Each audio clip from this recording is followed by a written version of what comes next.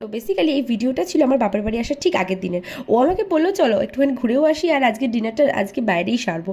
আমি বললাম ঠিক আছে। তো চলে গেছিলাম এই যে নিউ মার্কেটে। তুমি মানে দেখতে পাচ্ছ কি বিচ্ছিরি পরিমাণ ভিড়, কারণ একেই ছিল ঈদের শপিং, তার ওপরে ছিল চৈত্র সেল, মানে সব মিলিয়ে প্রচণ্ড ভিড় ছিল।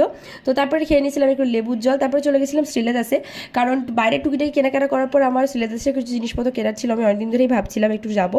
তারপরে ওখান থেকে জিনিসপত্র কিনে নিয়ে সব কিছু কিনে নিয়ে তারপর ডিনার করতে চলে এসেছিলাম কারিমসে, যেটা আমার বাড়ির খুব কাছে। আর সত্যি কথা বলতে খুব ভালো লাগে আমার কারিমসে আসতে। তো কারণ এখানকার বিরিয়ানি বলো, যে কোনো খাবার আইটেম বলো, খুব টেস্টি হয়। তারপরে এই যে ওয়েট করছিলাম মেন কোর্সের জন্য, কারণ আমরা ডিরেক্ট মেন কোর্সে গেছি। তো মেন কোর্সে আমরা নিয়ে নিয়েছিলাম বিরিয়ানি অ্যান্ড ওখানকার স্পেশাল চিকেন চাঙ্গিজি মশালা, আর ওর জন্য নিয়ে নিয়েছিলাম নান।